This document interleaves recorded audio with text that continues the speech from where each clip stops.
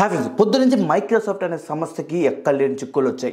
ఎందుకంటే మైక్రోసాఫ్ట్ సర్వర్లు మొత్తం ఆగిపోయి ఒక్కసారిగా రీస్టార్ట్ ప్రోగ్రామ్ అనేది అన్ని కంప్యూటర్లో అన్ని ల్యాప్టాప్లో వచ్చేస్తున్నాయి. అసలు ఏం జరిగిందో ఇప్పుడు మనం తెలుసుకుందాం. మైక్రోసాఫ్ట్కి అనుబంధ సంస్థ అయినా సరే క్రౌడ్ స్ట్రైక్ అనే ఒక కంపెనీ ఉంది.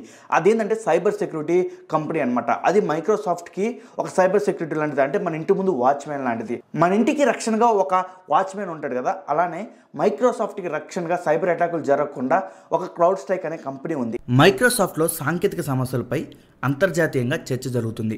పలు సర్వీసులు ఈ దెబ్బతో నిలిచిపోయాయి. ఉన్నట్టుండి పీసీలు, ల్యాప్టాప్లు రీస్టార్ట్ అవడంతో పాటు స్క్రీన్పై blue screen off death BSOD error message కనిపిస్తుంది.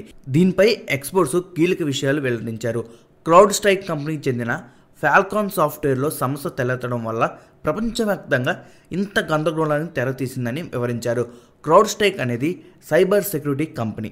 ఏ నెట్వర్క్ అయినా సైబర్ దాడులకు గురి కాకుండా ఈ సంస్థ ఫాల్కాన్ సెన్సార్ని తయారు చేసింది. అయితే ఇప్పుడు ఇందులో బగ్ వచ్చింది. ఆ తర్వాత వెంటనే స్క్రీన్పై blue screen off death error కనిపించింది. కొన్ని నెట్వర్క్స్ మాత్రం ఈ సమస్య నుంచి తప్పించుకున్నాయి. పలు చోట్ల హాస్పిటల్స్తో పాటు బ్యాంకింగ్ సర్వీసులకు అంతరాయం కలిగింది.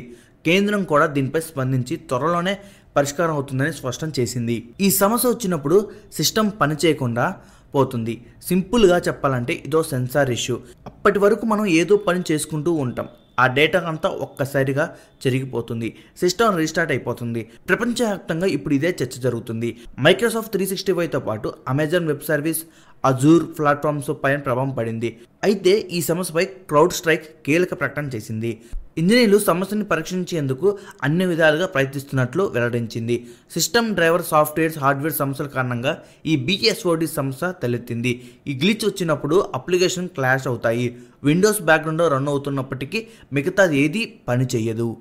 సోనీ కంపెనీని రికవర్ చేసింది కూడా ఈ క్రౌడ్ స్ట్రైకే. ఈ క్రౌడ్ స్ట్రైక్ అనే కంపెనీ కింద చాలా కంపెనీలు ఉన్నాయి. అంతేకాదు చాలా ప్రభుత్వ సంస్థలు కూడా ఆ క్రౌడ్ స్ట్రైక్ను నమ్ముతుంది. ఈ వీడియో మీకు నచ్చితే లైక్ చేయండి, షేర్ చేయండి, సబ్స్క్రైబ్ చేయండి. అంతేకాదు కింద కామెంట్ బాక్స్లో కామెంట్ చేయండి మీ అభిప్రాయాన్ని. This is Naga Chandravarthi signing off. మళ్ళీ వీడియో కలుద్దాం.